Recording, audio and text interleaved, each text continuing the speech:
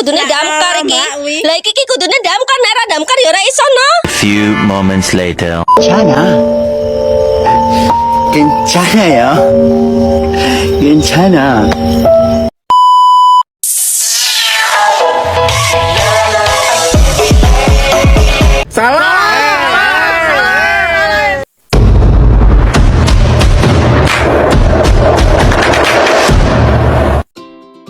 Halo semuanya, saya Mia Nabila Tamiela.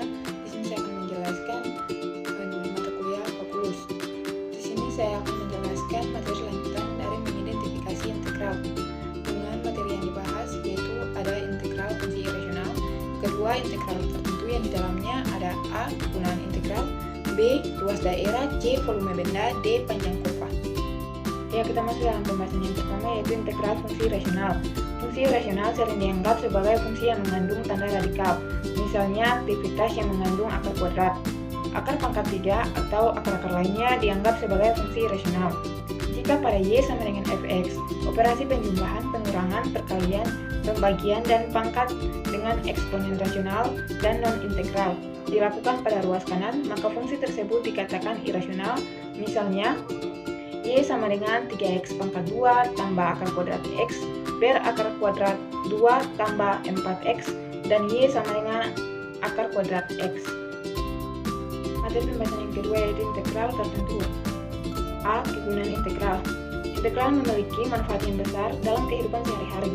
Integral biasa diaplikasikan untuk berbagai hal di luar matematika seperti fisika, biologi, teknik, teknologi, dan ekonomi yang terbagi menjadi beberapa bagian, yaitu mengukur luas suatu bidang, menghitung volume benda putar, menentukan panjang-panjang busur, dapat digunakan untuk membuat desain mesin pesawat terbang, dan berikut di bidang ekonomi antara lain digunakan untuk mengetahui fungsi produksi, konsep elastisitas, angka pengganda, untuk mencari biaya marginal, dan yang terakhir dalam pembangunan gedung pencakar langit juga diperlukan integral agar bagian atas gedung tidak roboh diterpa angin kencang.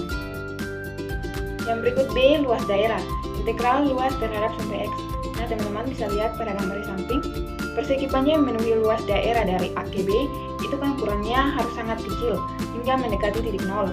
Nah, delta X yang mendekati 0 itu kita sebut dengan dx. Yang berikut menggunakan rumus luas persegi panjang, yaitu L sama dengan B kali I kali 3. Pada gambar 1, setiap persegi panjang memiliki panjang F xi dan lebar dx, sehingga luasnya dihitung sebagai Li sama dengan F xi dx. Terus, jumlahkan semua persegi yang memenuhi daerah di bawah kurva tersebut.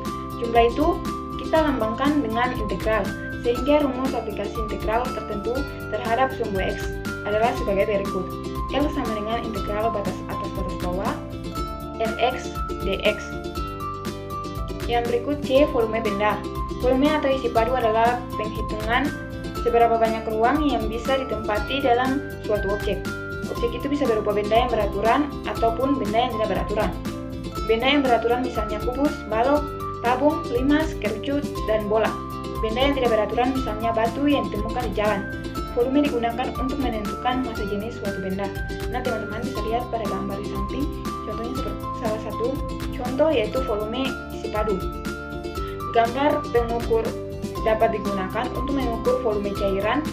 Gelas ini mengukur volume dalam ukuran ons, selir, dan mililiter. Ada simbol umum V, satuan isi yaitu meter kubik, satuan lainnya liter, ons, selir, galon, quart, prin, SDT, selir drum, in kubik, jadi kubik, dan barel.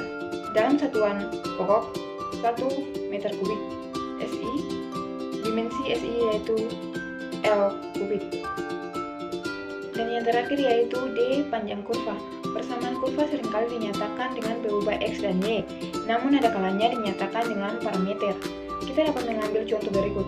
Persamaan lingkaran X kuadrat tambah Y kuadrat sama dengan A kuadrat. Dapat juga dituliskan dengan X sama dengan A cos T dan Y sama dengan A sin T dengan 0 kurang dari T kurang dari 2pi. D disebut parameter.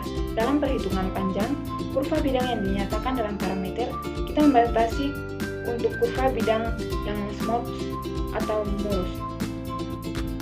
Teman-teman, ini adalah referensi yang saya gunakan. Sekian dan terima kasih.